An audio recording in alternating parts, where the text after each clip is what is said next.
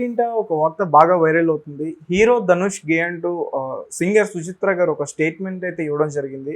So చాలా మంది కూడా ఆశ్చర్యపోతున్నారు. ఎందుకంటే ధనుష్ గారికి ఆల్రెడీ 2 పిల్లలు ఉన్నారు. అలాంటి వ్యక్తిని గే అని ఈమె అనడం ఎంతవరకు కరెక్ట్? సో ఇదే విషయాన్ని మనతో పాటు డిస్కస్ చేయడానికి ప్రముఖ జర్నలిస్ట్ ఇమ్మంది రామారావు గారు ఉన్నారు. నమస్తే సార్. నమస్తే బాబు. సో అంటే ఇట్లా అనడం ఎంతవరకు కరెక్ట్ ఆమె? అంటే ఏదన్నా ఒకవేళ అది అబద్ధమైన నిజమైనా కానీ 4 గోడల మధ్యన ఉండాల్సిన విషయాన్ని ఎందుకు ఆమె బయటకు తీసుకొచ్చి చెప్తుంది? అంటే అతని పైన ఏమైనా విభేదాలు ఉన్నాయా ఈమెకి? అది విభేదాలు లేకపోతే ఇట్లాంటి అంటే నీలి వార్తలు అంటారు వీటిని. అంటే బ్లూ ఇన్ఫర్మేషన్ అన్నమాట. ఇది కేవలం పుక్కిటి పురాణం. ఒక వ్యక్తి మీద వాళ్ళ మీద ఇష్టపడు లేకపోతే వ్యవహార రీతి ఏదైనా భేదాభిప్రాయాలు వచ్చిన తర్వాత వాళ్ళు ఇచ్చిన రిటార్డ్ ఏమిటి, ఇలాగ ఆయన కరెక్ట్ కాదు తేడాగాడు అంటారన్నమాట. అలాగేదో కొంచెం నోటి దురద కొద్ది అన్న మాటే కానీ ఇటువంటివి మన ఇండస్ట్రీలో ఎప్పటి నుంచో ప్రచారంలో ఉన్నాయి. ఒకప్పుడు నాగేశ్వరరావు గారు, ఎస్ వరలక్ష్మి గారు చాలా మంచి జంట, చాలా మంచి ఇద్దరి మధ్య మంచి సఖ్యత అభిమానం కూడా ఉంది. తర్వాత ఇద్దరు కూడా ఒకరికొకరు మనసు ఇచ్చిపుచ్చుకున్నారన్నటువంటి ఒక ప్రచారాలు కూడా జరిగాయి అన్నమాట. ఆ రోజుల్లో నాగేశ్వరరావు గారు, ఎస్ వరలక్ష్మి అంటే మంచి రొమాంటిక్ పేరు అన్నమాట. తర్వాత ఏమైందంటే అన్నపూర్ణమ్మని పెళ్లి చేసుకున్నప్పుడు వాళ్ళిద్దరు ఎంత మంచి ప్రేమికులు అంటే ప్రేమికులు అంటే ఒకళ్ళు ఇష్టపడడం మాత్రమే ప్రేమ, నథింగ్ మోర్ దెన్ దట్. అది నాగేశ్వరరావు గారి పెళ్లి జరిగినట్టయితే ఎంత స్టారు అయినటువంటి ఎస్ వరలక్ష్మి గారు కచేరీ చేసింది పెళ్లి జరుగుతుండగా. అది ఎంత సెంటిమెంటల్ మెలో డ్రామా చెప్పండి. సరే పెళ్లి చేసుకుంటారా, మీ పెళ్ళిని చూడాలంటే నాకు ఏదో అవకాశం కావాలంటే మీ ఎదుటే మీ పెళ్లి చూస్తూ కచేరీ చేస్తానని చెప్పింది. కచేరీ చేసింది.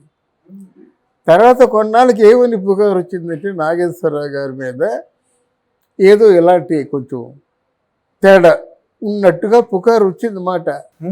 అది ఏంటంటే నాగేశ్వరరావు గారు ఇద్దరు కలిసి పెళ్లి చేసుకుంటారని అనుకున్న ఇండస్ట్రీ ఆవిడని అడిగేసరికి ఆవిడ చెప్పిన సమాధానం ఇది, అబ్బే ఆయన అంత కాదండి, నాకు అంత ఇష్టం లేదు అని చెప్పేసి ఏదో ఒక చిన్న పుకారు లేవదీసింది.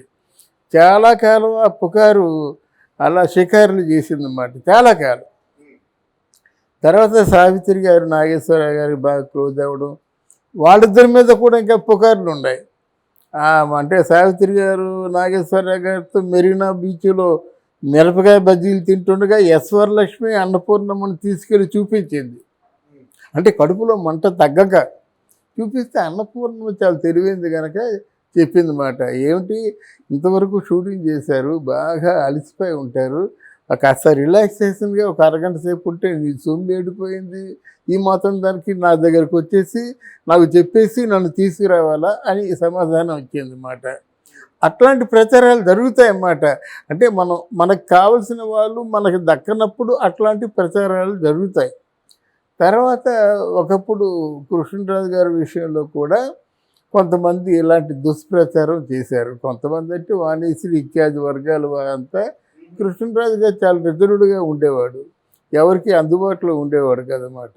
అప్పుడు కూడా ఆయన మీద ఏదో కొంచెం ఆయనకి ఆ ఇంట్రెస్ట్ లేదంటే ఆయనకి ఆ ఫీలింగ్స్ లేవేమో అని చెప్పేసి ఒక చెడు ప్రచారం తీసుకొచ్చారు. అలాగే ఈరోజు ధనుష్ అంటే ఏంటంటే ధనుష్ మంచి సూపర్ స్టార్, నో డౌట్, మంచి ఆర్టిస్టు. స్టార్ అనే దానికి మంచి ఆర్టిస్టు.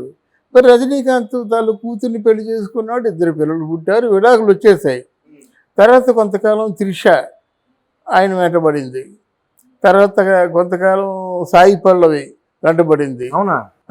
ఇది చరిత్ర. కొంతకాలం త్రిష, కొంతకాలం సాయి పల్లవి, తాజాగా మీనా.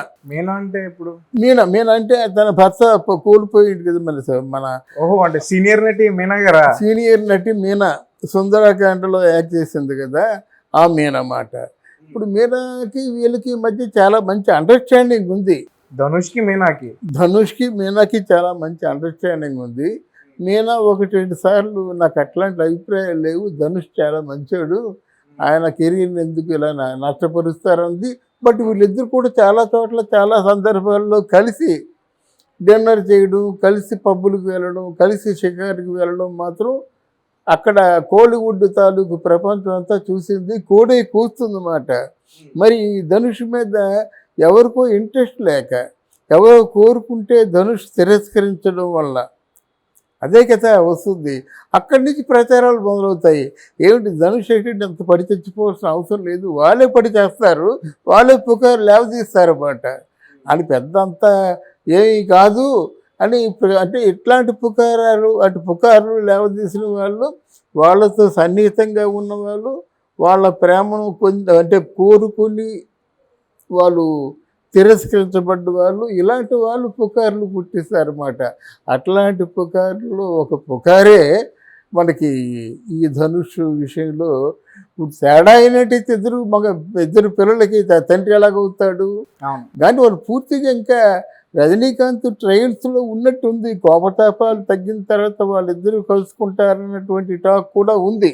అంటే విడాకులు ఇచ్చేసిన తర్వాత కూడా ఇప్పుడు కూడా రజనీకాంత్ పెద్ద మనిషి కదా. అందులో రజనీకాంత్ కంటే రజనీకాంత్ ధనుష్ కంటే రజనీకాంత్ కూతురితే ఎక్కువ తప్పు ఉంది. అందువల్ల ఆయన ఇంకా ప్రయత్నాలు చేస్తున్నాడు. అంటే కలుసుకుంటే కలుసుకోవచ్చు. అంటే మీనా మాత్రం ఇప్పుడు చాలా ప్రస్తుతం at present as of this moment Meena మాత్రం చాలా సన్నిహితంగా ధనుష్తో ఉంది. అంటే మీనా గారు ఉంటే ఈ విషయం బయట చక్కర్లు కొట్టాలి, కానీ ఇప్పుడు ఒక సింగర్ వచ్చి బయటకి ఎట్లాంటి స్టేట్మెంట్ ఇవ్వడం అంతవరకు అంటే ఆయన చేతి తిరస్కరించబడ్డ వాళ్ళు ఎవరైనా కావచ్చు కదా.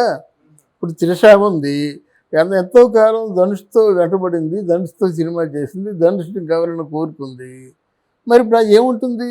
అలాగే ఇప్పుడు త్రిష తాజాగా తమిళనాట విజయ్తో బాగా విజయ్ పడి చచ్చిపోతుంది. కొన్నాళ్ళకి విజయ్ దక్కపోతే ఏం చేస్తుంది.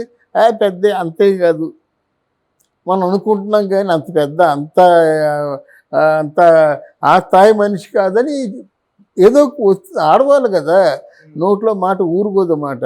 ఒకరి నుంచి ఒకరికి ఆ విధంగా పుకార్లు షికారులు చేస్తాయన్నమాట. ఈ రోజు వరకు ధనుష్ మాత్రం చాలా తెలివైనవాడు, టాలెంటెడ్, దూరదృష్టి ఉన్నవాడు, రజనీకాంత్ని మెప్పించినవాడు.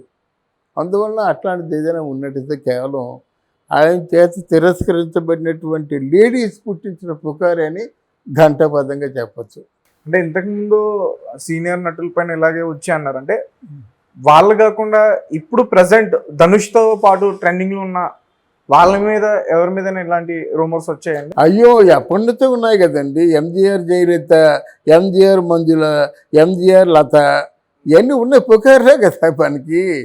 ఇక్కడ ఏముంది, ఆల్మోస్ట్ హీరోయిన్లుగా ఉన్నట్టయితే అక్కడ వాళ్ళు చాలా సన్నిహితంగా ఉంటారు, బాగా ఉంటారన్నమాట. అంటే ఎన్ని పుకార్లే.